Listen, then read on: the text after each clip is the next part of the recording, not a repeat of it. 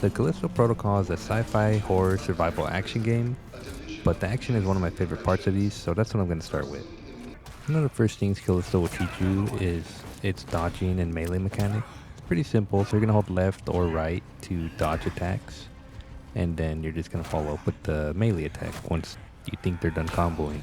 Otherwise, if you mess up, you'll hit each other or you'll only take damage.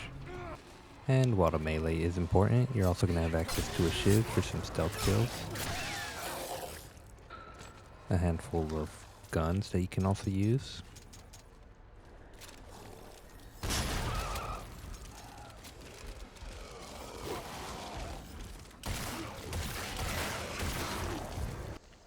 As well as some telekinesis, which can be used to grab objects or the enemies themselves, and then you can just toss them into some environmentals. And of course, it's always nice being able to track all your resources with the UI. It's so seamless how you have your health on your neck and just the telekinesis meter, as well as the ammo on your gun is just hovering over your gun. It's always cool when developers make a unique UI like that. Now, something a game like this needs to have for me is an upgrade system, which Callisto does. It does a pretty decent job. You can upgrade all your weapons, all your guns, even your melee, as well as your telekinesis. So the good thing about the guns is they also have alternate fires once you max them out. Like the first handgun you get is explosive rounds. So if you're wondering if it has any upgrade system, it does, which is a huge plus. There's a total of 5 guns. It is about 2 pistols, 2 pistol type guns, an assault rifle, a shotgun, and then like a secondary shotgun. Although if you're looking for health and storage upgrades, the health upgrade, which you can see on my neck, it is only going to go up midway through the story automatically when you grab the suit.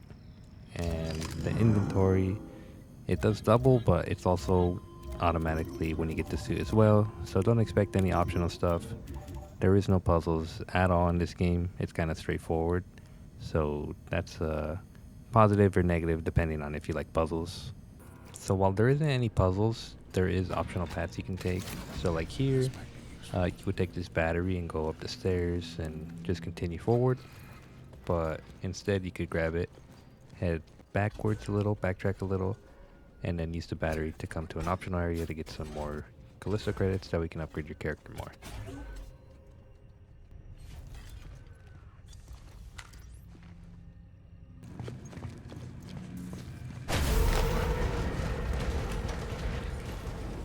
So as for the horror and atmosphere of this game, I think it does a pretty good job of scaring you when you're not in these action sequences. Like, you're going to hear whispering, you're going to hear noises, you're going to hear stuff in the vents.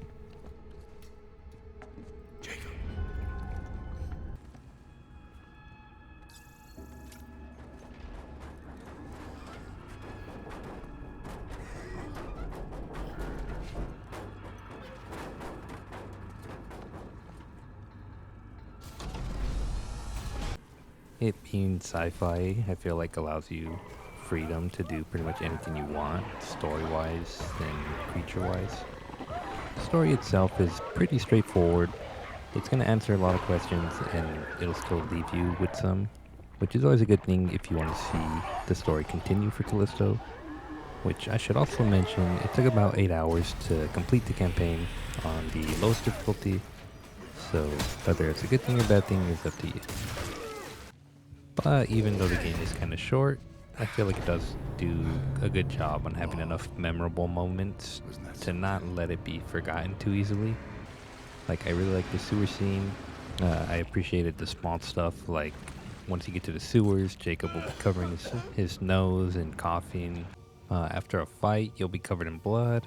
Sometimes if you stare directly into like lights, Jacob will cover his eyes.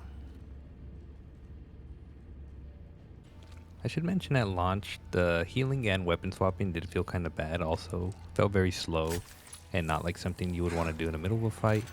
But it was improved. Although the healing still doesn't feel like something I'd want to do in the middle of a fight, it is much better compared to launch. They also added skippable death scenes, and they also plan on adding cutscenes eventually to be skippable. So it is nice to come back like a month later and see some updates like that.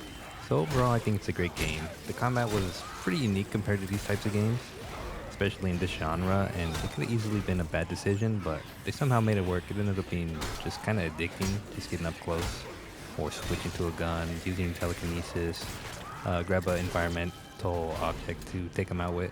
Like, I felt like I had a lot of variety on taking these guys out. And while there wasn't too many guns, I guess it's understandable because the game is short itself. So hopefully the DLC adds upon that, because I'll always be up for more ways to demolish your enemies.